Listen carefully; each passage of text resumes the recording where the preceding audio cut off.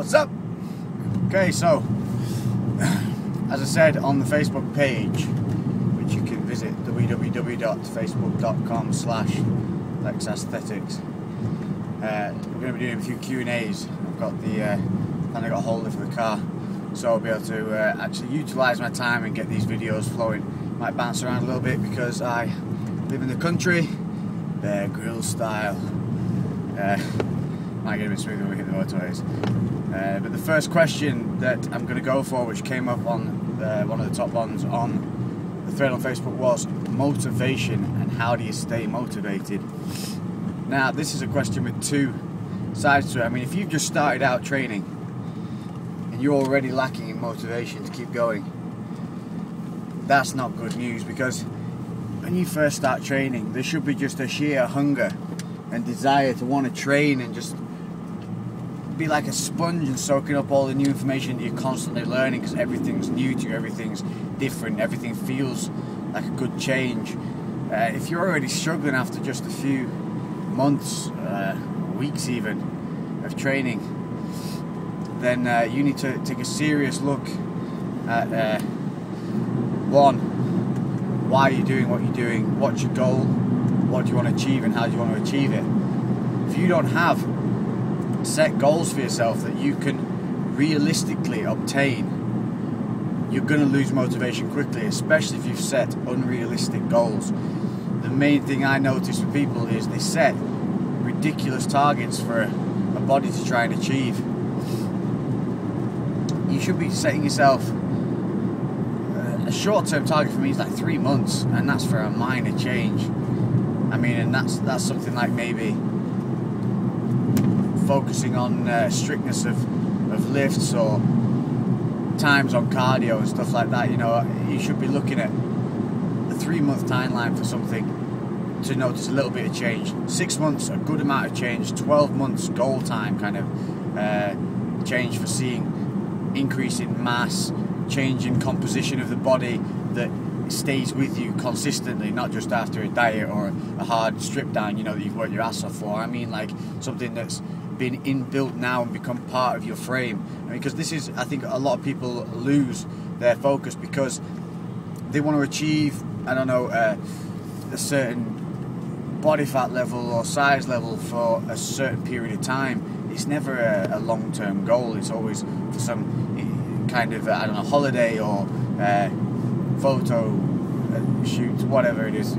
It's not good to only have short-term goals. You've got to be looking long-term, what you want to achieve and how you want to develop your body for life. This is a lifetime hobby, if that's what you're doing. If you're not competing in it professionally or even at amateur level, it's a hobby to you, but it's something you've got to keep going on for the rest of the time that you're going to be on this earth, because that's the purpose of it, is to consistently be improving. If you don't have that drive and natural desire to do that, you're going to struggle.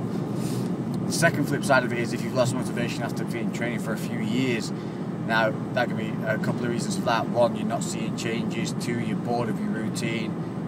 Three, it's becoming a drain on you mentally because, I don't know, maybe your working life's dragging out the hours of the day for you, or, you know, circumstances have changed and you're struggling to get into the gym as much as you were.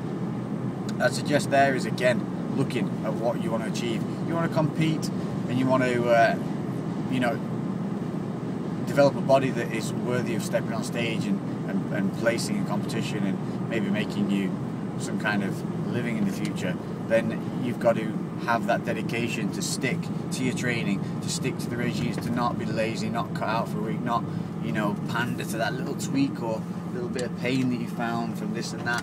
I mean, you really have to address the situation as to whether it's something you can realistically achieve. The other version of it is, you know, maybe you've just got a little static in your training. My training doesn't change a huge deal. Like, I don't flip whole routines around. I don't throw out exercises every 3 months and change the whole routine. I don't believe in that. I think you've got to let your body be accustomed to a certain style of training. You've got to get it good at it.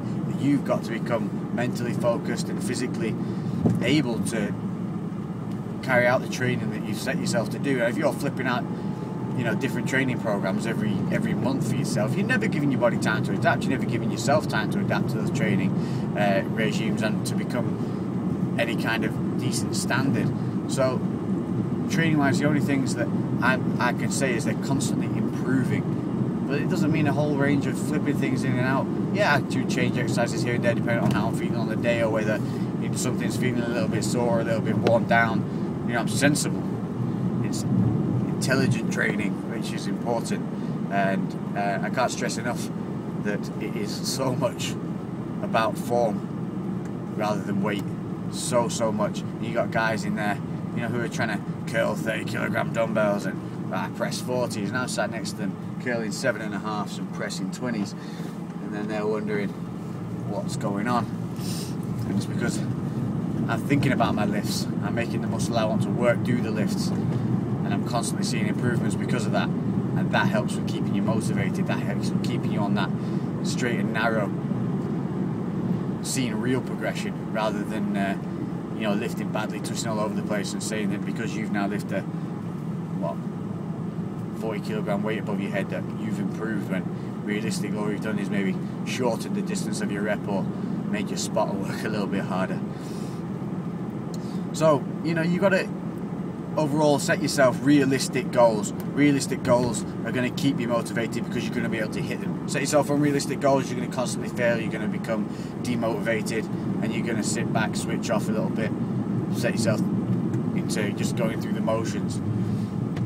You can obviously address the situation a little bit more harshly and flip things around. Now, if you're just looking to build a lean, mean physique and you're not too bothered about mass and size, you can bang in a whole load of different workouts that'll help you. You can stick in some CrossFit style training in there. It doesn't have to be the kind of compound and isolated movements alone. It doesn't even have to be for the bodybuilders. I mean, for competition, obviously, guys tend to isolate more and pick at smaller details. But if you're just training to look good, there's a whole variety of things. I couldn't stress how good for you things like MMA training, etc. are for you. I mean, they would develop a whole different level of fitness. I mean, get yourself down to a swimming pool and try and do as many lengths as you can in half an hour and compare that to what you'd normally do with a half-hour run and see the difference. It's a different world. There's always different angles that you can attack, always different variables that you can put in there that keep you mentally focused, keep you interested in your own training. One of the main ones I like to do when I'm putting in different cardio regimes in different times of the year, say for just summer dieting or show dieting, is bag work. Bag work's hell is more interesting than running on a goddamn treadmill or smashing your knees to pieces doing endless amounts of road work. You can get in there, you can do some high intensity training on the bag.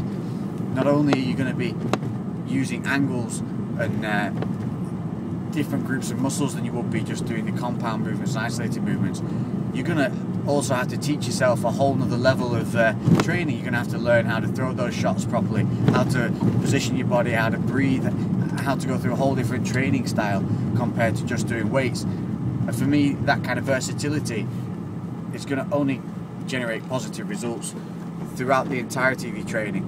So the more that you can throw in there on different levels, take advantage of it. Cardio doesn't have to be some boring ass workout that you've got to stick on and tag on the end of an enjoyable workout. It can be in its own right a challenge that you actually want to step up to. I have constantly said, I mean, long distance steady state has its place. If you're feeling sore, a little bit worn down, then fair enough. But I mean, if you're fresh and feeling fine, high intensity interval training all day long over steady state, all day long.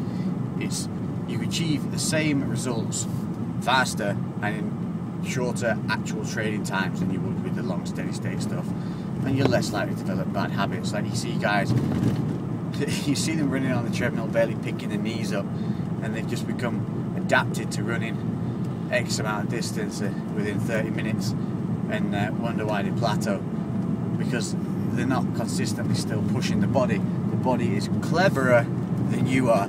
It will adapt, quickly to develop the least amount of exertion that it can possibly generate. I mean, your body is an efficient machine. It isn't going to want to waste energy. At every turn, it's going to try and conserve energy. It's going to try and reduce the effort you have to put in. Of course, it would be against the nature of your body to do anything else, but it's the mind that has to keep you making the body push and go through those boundaries. So if you're becoming demotivated on something like long steady state, ditch it. Do something you're going to be motivated about doing. Do something that you're going to want to train, because if you don't want to do it, you're not going to do it well, and you're wasting your time. And I can't fathom why you get these people that will go spend an hour and a half, 2 hours in a gym, and man, they're just doing nothing of any decency when they're in there, just consistently average training, yet they're spending 2 hours of their life, 2 hours of their day in that gym. Why not bust your ass for an hour and a half, get results, and actually create something from what you're putting in there? So think about your training. Have you really looked at it in depth? Have you really done your research? Are you letting your ego take over generating actual good training regimes, or is it just all about lifting a certain weight? Which, I mean, if you're a weightlifter, that's fine, but I mean, I'm not a weightlifter.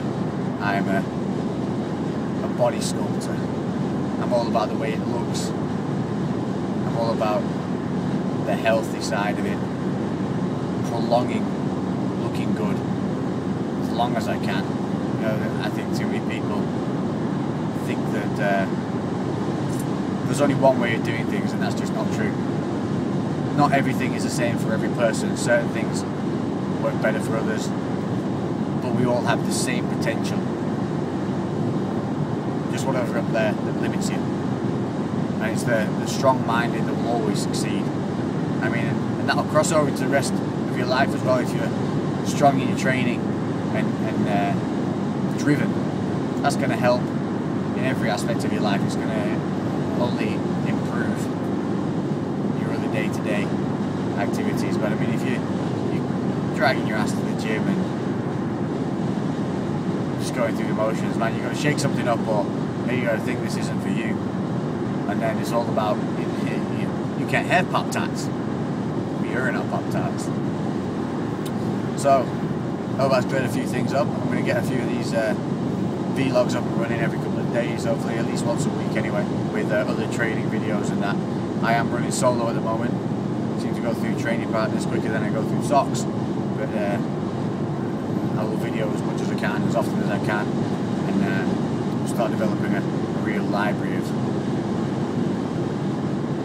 LEX-LOGs for you to look at, and hopefully improve your training, improve what you do day to day, and learn from my mistakes, I suppose, I came up through just being excited about training and just going hell for leather and everything, and I've learned along the way a lot of things I've changed, which the quicker you can put into your routines, the quicker you can get set in your mind, the better, because you'll only benefit from them.